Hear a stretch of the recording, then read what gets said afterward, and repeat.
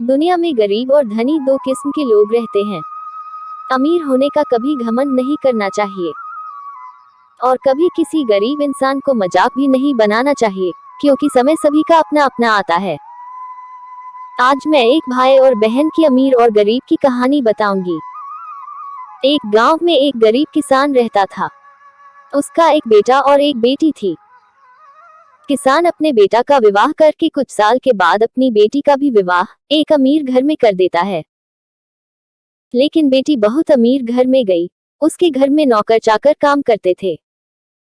किसान अपने दोनों बच्चों का विवाह करके इस दुनिया से गुजर जाता है। बेटी को धन की तो कमी नहीं थी,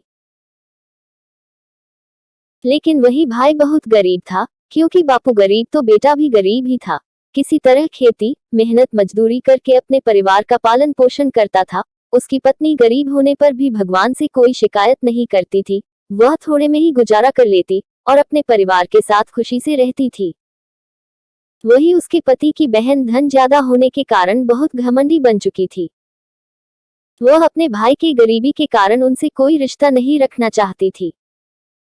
उसकी बहन धन के घमंड में इतनी ज्यादा चुर थी कि अपने भाई को देखना तक पसंद नहीं करती थी। समय बीतता गया और बहन के ननद की शादी का दिन पड़ी। उसने अपने भाई को बुलाया तक नहीं। किसी तरह उसके भाई को पता चला और वह बिना बुलाए ही बहन के घर शादी में चला जाता है। बहन उसको देखते ही अपने नौकरों से कह दी कि घर से बाहर ही लौटा देते हैं।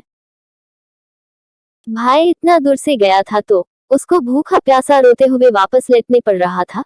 तभी उसी समय रास्ते में उसको एक बूढ़ी माँ मिलती है। उन्होंने उस भाई से पूछा, बेटा क्यों रो रहे हो? इतने में वह अपनी सारी डकमई कहानी बताते हैं। बूढ़ी माता ने उसे समझा बुझाकर चुप होने को कहती है। बूढ़ी माताजी गरीब किसान के बेटा से कहती है कि यही पास में मेरा खेती बाड़ी का बगीचा है, चलो कुछ खा के आराम कर लो। तब दोनों बगीचे में जाकर के खरबूज खाने लगे। फिर बूढ़ी माता ने एक थैले में खरबूज और कुछ खाने का सामान रख के उसे वहां से घर भेजती है।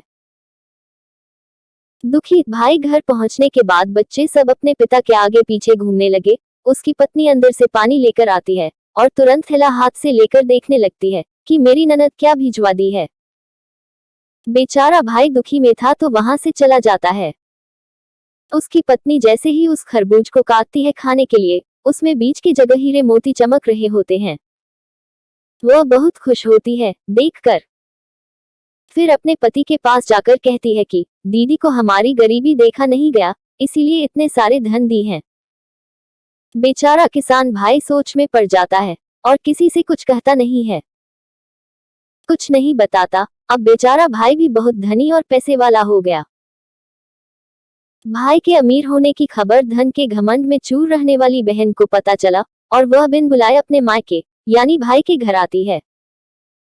यह देखकर भाई मन में सोचता है कि जब मेरे पास धन नहीं था तो बहन मुझे देखना तक नहीं चाहती थी। फिर भी वह भाई और उसकी पत्नी ने उसका आदर सत्कार करते हैं।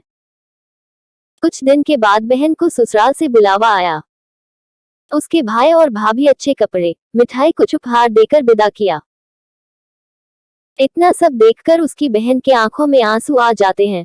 उसको समझ में आ जाती है कि धन ही सब कुछ नहीं है, अच्छा स्वभाव और दिल का बड़ा भी होना चाहिए। इस कहानी से हमें यह सीखने को मिलता है कि हमें कभी भी किसी की गरीबी और मजबूरी का मजाक नहीं बनाना चाहिए। गरीब के कारण किसी से रिश्ता नहीं तोड़ना चाहिए। समय कब कैसा करवट बदल लेती है कि गरीब और अमीर में फर्क हो जाता है। इसीलिए सभी के साथ आदर सत्कार और प्रेम से रहना चाहिए।